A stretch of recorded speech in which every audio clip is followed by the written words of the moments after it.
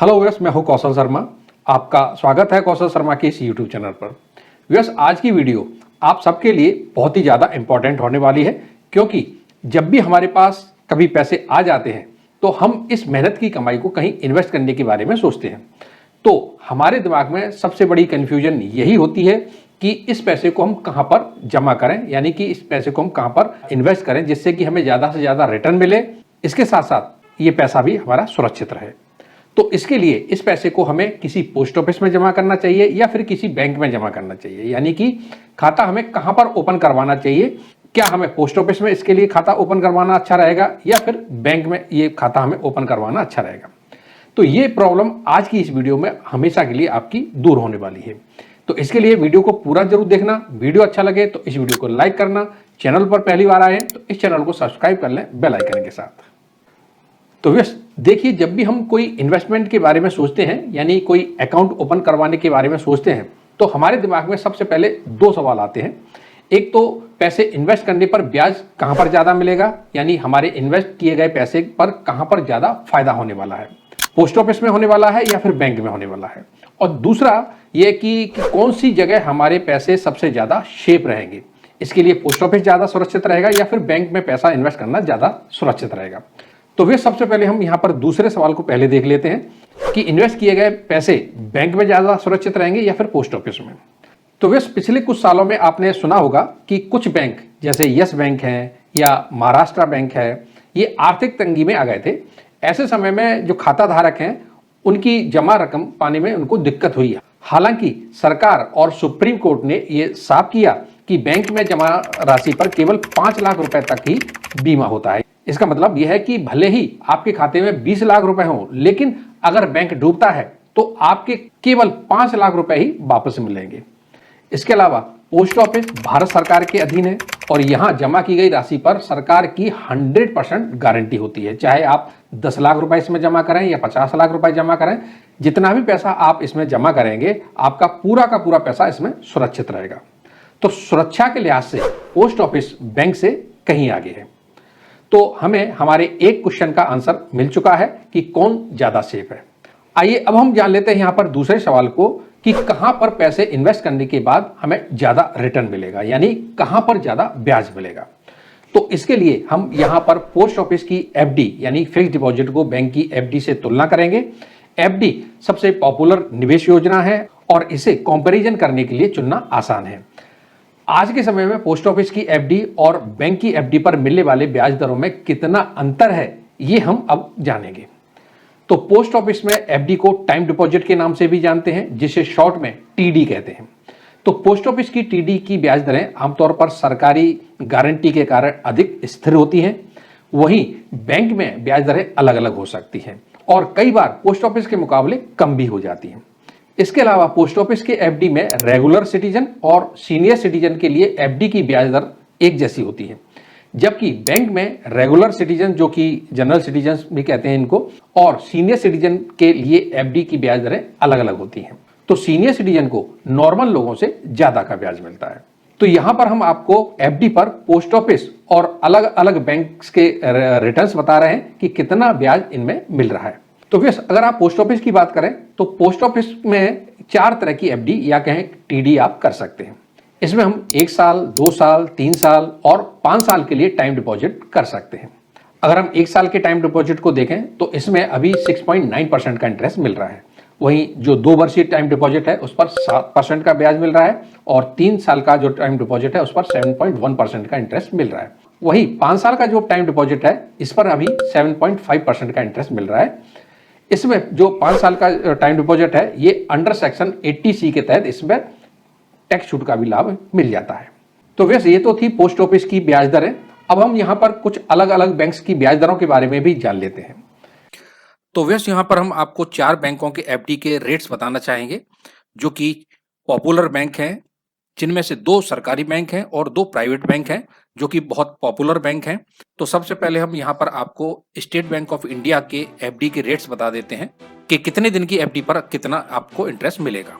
ये state bank of India की website है। तो इसके अनुसार यहाँ पर अगर आप 1 साल से लेके 2 साल की आप एफडी करवाते हैं तो ये रिवाइज रेट है जो कि जनरल सिटीजन्स के लिए 6.8% इसमें आपको मिलेगा, जबकि सीनियर सिटीजन्स को इसमें आपको 7.3% का इंटरेस्ट मिलेगा। वहीं 2 से 3 साल की एफडी को करवाने पर 7% का इंटरेस्ट जनरल सिटीजन्स को मिलेगा और 7.50% का इंटरेस्ट सीनियर सिटीजन्स को मिलेगा। 3 से 5 साल की एफडी करवाने पर यहाँ 6.75% का इंटरेस्ट मिलेगा जनरल सिटीजन्स को और सीनियर सिटीजन को 7.25% का इंटरेस्ट मिलेगा। और अगर आप 5 से 10 साल की एफडी करवाते हैं तो इसमें 6.50% का इंटरेस्ट मिलेगा जनरल सिटीजन्स को और 7.50% का इंटरेस्ट मिलेगा सीनियर सिटीजन्स को। अब व्यस स्टेट बैंक ऑफ इंडिया कुछ स्पेशल एफडी भी निकालती हैं जो हम यहाँ पर आपको बताते हैं। स्टेट बैंक ऑफ इंडिया में 2 तरह की स्पेशल एफडी हैं, एक तो है 444 दिन की और एक है 400 दिन की। जो 444 दिन की एफडी है, जिसको अमृत वृष्टि के नाम से भी जानते हैं, इसमें 7.25% का इंटरेस्ट मिलता है जनरल सिटीजन्स को। वहीं अगर सीनियर सिटीजन है तो इसमें 7.75% का इंटरेस्ट मिलेगा। तो बैंक में ये फायदा मिल जाता है कि सीनियर सिटीजन्स के लिए इसमें आपको अलग से ज़्यादा इंटरेस्ट मिल जाता है। वहीं अगर आप अमृत कलश एफडी को देखते हैं जो कि 400 दिन की है, तो इसमें 7.10% का इंटरेस्ट मिलता है और सीनियर सिटीजन को ये इंटरेस्ट मिलेगा 7.60% का।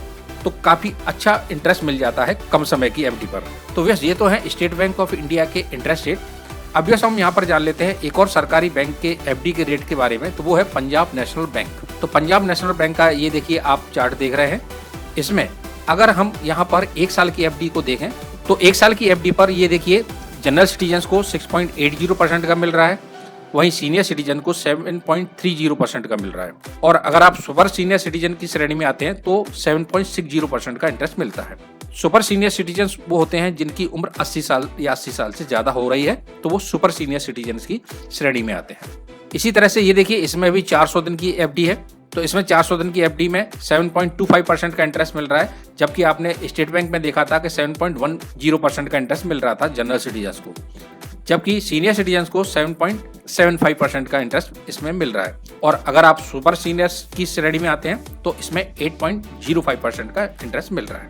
वहीं अगर आप 2 से 3 साल के लिए एफडी करवाते हैं तो 7% का इंटरेस्ट मिलता है जनरल सिटीजन्स को, 7.50% का इंटरेस्ट मिल रहा है सीनियर सिटीजन्स को और सुपर सीनियर सिटीजन को 7.80% का इंटरेस्ट मिल रहा है। एक और स्पेशल एफडी है पंजाब नेशनल बैंक में 1204 दिन के लिए, जिसमें जनरल सिटीजन को 6.40% का इंटरेस्ट मिल रहा है, जबकि सीनियर सिटीजन को 6.90% का इंटरेस्ट मिल रहा है और सुपर सीनियर सिटीजन को 7.20% का इंटरेस्ट मिल रहा है। ऐसे ही अगर आप 5 साल के लिए एफडी करवाते हैं, 5 साल या उससे ज़्यादा की, तो 6.50% का इंटरेस्ट जनरल सिटीजन्स को और 7.30% का इंटरेस्ट सीनियर सिटीजन को और 7.30% का इंटरेस्ट सुपर सीनियर सिटीजन्स को। 1895 दिन की एफडी करवाने पर 6.35% का इंटरेस्ट जनरल सिटीजन को, 7.15% का इंटरेस्ट सीनियर सिटीजन को, 7.15% का इंटरेस्ट सुपर सीनियर सिटीजन को इसमें मिलता है। वहीं 10 साल की एफडी पर 6.50% का इंटरेस्ट, 7.30% का इंटरेस्ट सीनियर सिटीजन को और 7.30% का इंटरेस्ट सुपर सीनियर सिटीजन को इसमें मिल रहा है। तो ये तो थी पंजाब नेशनल बैंक की एफडी के इंटरेस्ट रेट।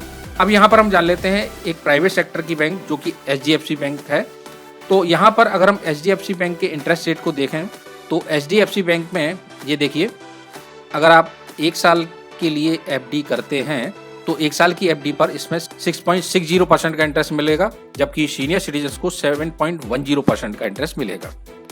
इसमें सबसे ज़्यादा इंटरेस्ट आप देखें, एक तो ये 18 महीने से लेके 21 महीने की एफडी है जिसमें 7.25% का इंटरेस्ट मिल रहा है और सीनियर सिटीजन को 7.75% का इंटरेस्ट मिल रहा है।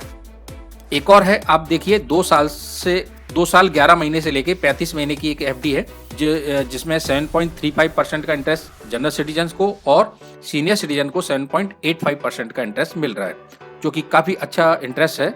बाकी ये देखिए ये 7% का है अगर आप 3 साल से लेके 4 साल 7 महीने तक की एफडी करवाते हैं, और अगर आप ज़्यादा की करवाते हैं जैसे 4 साल 7 महीने से लेकर 55 महीने तक की, तो इसमें आपको 7.40% से लेकर 7.90% तक का इंटरेस्ट मिल रहा है, जो कि काफ़ी अच्छा इंटरेस्ट है। एक और प्राइवेट बैंक के बारे में हम जान लेते हैं जो कि ICICI बैंक है। अगर आप 1 साल से लेके 15 महीने की एफडी करवाते हैं तो 6.70% का इंटरेस्ट मिलेगा जनरल सिटीजन को और 7.20% का इंटरेस्ट मिलेगा सीनियर सिटीजन को। 15 महीने से लेके 18 महीने की आप एफडी करवाते हैं तो ये देखिए यहाँ पर हाईएस्ट पर लिखा हुआ आ रहा है, यानी 7.25% का, और सीनियर सिटीजन को 7.80% का इंटरेस्ट इसमें आपको मिल जाएगा। वही अगर आप 5 साल की एफडी करवाते हैं जो कि टैक्स सेवर एफडी भी कहलाती है, इसमें आपको 7% का इंटरेस्ट मिलेगा और सीनियर सिटीजन को 7.50% का इंटरेस्ट मिलेगा। तो व्यूअर्स, अगर आप 5 साल या 5 साल से ज़्यादा की एफडी आप किसी भी बैंक में करवाते हैं तो वो ज़्यादातर टैक्स सेवर एफडी ही होती है। तो इस तरह से आपने देखा व्यूअर्स कि 4 बैंकों का अभी हमने एफडी के रेट्स बताए, जिसमें आपने देखा कि जनरल जो सिटीजन्स हैं उनको पोस्ट ऑफिस से थोड़ा कम इंटरेस्ट मिल रहा है, जबकि सीनियर सिटीजन्स को बैंक में इंटरेस्ट ज्यादा मिल जाता है और पोस्ट ऑफिस में उनके लिए थोड़ा कम रहता है। तो व्यस इस तुलना के आधार पर ये आप तय कर सकते हैं कि आपको अपनी मेहनत की कमाई कहां पर निवेश करनी चाहिए। आपको इन्वेस्ट बैंक में करना चाहिए या फिर पोस्ट ऑफिस में करना चाहिए। इसके लिए कमेंट हमें जरूर करें कि आपको कौन सा ऑप्शन ज्यादा अच्छा लगता है। तो व्यस आज के वीडियो में इतना ही। उम्मीद करते हैं आज का ये वीडियो आपको जरूर अच्छा लगा होगा। इसी तरह के और भी वीडियो आगे भी हम आपके लिए लाते रहेंगे।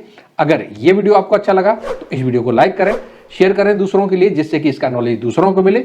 अभी तक आपने हमारे इस चैनल को सब्सक्राइब नहीं किया है तो नीचे दिए गए सब्सक्राइब बटन को प्रेस कर लें बेल आइकन के साथ, जिससे जब भी हम नया वीडियो बनाएंगे तो उसका नोटिफिकेशन सबसे पहले आपको मिल जाया करेगा। और वीडियो से संबंधित कोई भी प्रश्न हो या कोई भी सुझाव हो तो हमें कमेंट जरूर करें। वीडियो देखने के लिए बहुत बहुत धन्यवाद। जय हिंद।